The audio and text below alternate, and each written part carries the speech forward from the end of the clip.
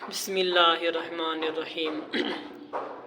حضرت عائشہ رضی اللہ عنہا فرماتی ہیں کہ ایک صحابی رسول اللہ صلی اللہ علیہ وسلم کی خدمت میں حاضر ہوئے اور عرض کیا، یا رسول اللہ، آپ مجھے اپنی جان سے بھی زیادہ محبوب ہیں، اپنی بیوی اور مال سے بھی زیادہ محبوب ہیں اور اپنی اولاد سے بھی زیادہ محبوب ہیں۔ میں اپنے گھر میں ہوتا ہوں اور آپ کا خیال آ جاتا ہے تو صبر نہیں آتا جب تک کہ حاضر ہو کر زیارت نہ کر لوں۔ مجھے یہ خبر ہے کہ اس دنیا سے تو آپ کو اور مجھے رخصت ہونا ہے،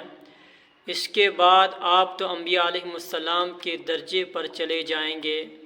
اور مجھے اول تو یہ معلوم نہیں کہ میں جنت میں پہنچوں گا بھی یا نہیں۔ اگر میں جنت میں پہنچ بھی گیا تو چونکہ میرا درجہ آپ سے بہت نیچے ہوگا، اس لیے مجھے اندیشہ ہے کہ میں وہاں آپ کی زیارت نہ کر سکوں، تو مجھے کیسے صبر آئے گا؟